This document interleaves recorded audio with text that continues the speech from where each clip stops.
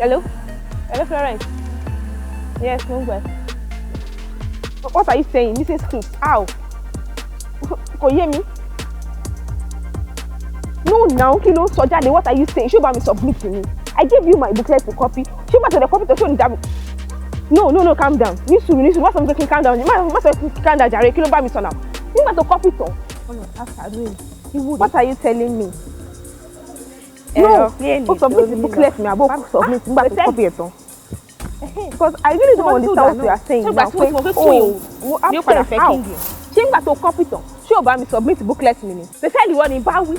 I mean, no, ṣé MIS not really because I really don't understand. So what's happening with my result?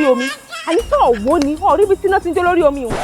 Resell. Yes, resell. When you share me ko copy and right now so me ko show submit. Resell. But you only share there. I know okay. So only result. Sorry, so you are telling me my result king. What are you saying? So my result is not complete or what? Resell. Don't you so funny? Okay. No. Think you want pariwo already. So I have the right to shout. So I pariwo because we're talking about my life. Yes. See, we'll do. See. Okay, ki mari rest mo help pound. But say miss here because to miss me more. No. Only what mo help any nkan. So the way you can me submit to back copy nkan to copy. Oh, the copy it on here. Show what submit. Why you share me absent Florence? Don't tell me that I'm shouting. Because I don't dial on the phone. As I was saying, I have all the right to shout. Yes, mo le pariwo because we are talking about my life. So go le something wey ma pariwo. So episode jẹ́ kí inú bí mi already. O tin jẹ́ kí ma pariwo already. No, jẹ́ kí ma bínú. We are talking about my life here. So ma sọ fún mi mo pariwo. We said Afusa let me my life.